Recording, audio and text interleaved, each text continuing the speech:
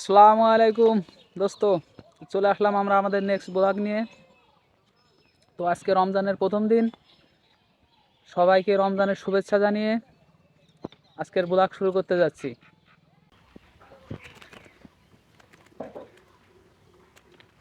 আজকে আমরা আপনাদের দেখাবো যে আমরা কবুতরের কি খাবার দাবার দেই সেটা। এই যে আমরা কবুতরের জন্য শুধু পানি, আরে কাকা দাঁড়া। তো আমরা কবুতরকে খাওয়াই এই যে পানি,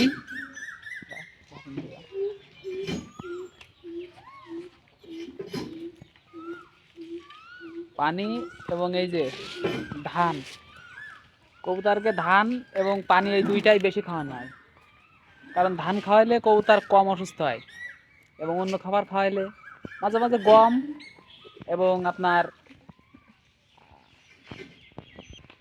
গম এবং শস্য দিয়ে থাকি। সরিষা এগুলো অনেক খায়, কিন্তু সরিষা খাইলে ঘুঘু সহ্য করতে পারে না, ভিটামিন বেশি যার কারণে। এই যে ভাতিজা ধান দিচ্ছে।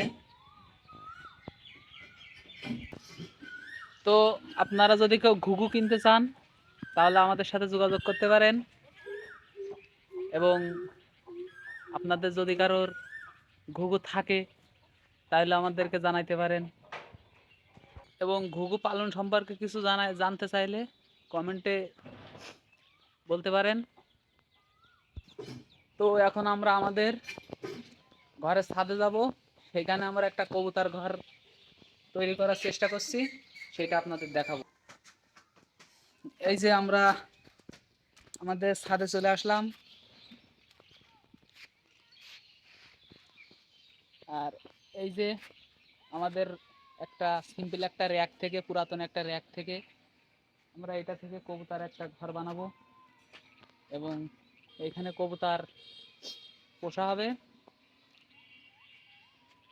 এবং এইখান থেকে অনেক কবুতর পোষার 100 জোড়া কবুতর পোষার চিন্তা ভাবনা আছে, এবং 100 জোড়া কবুতর তৈরি করার চিন্তা ভাবনা আছে।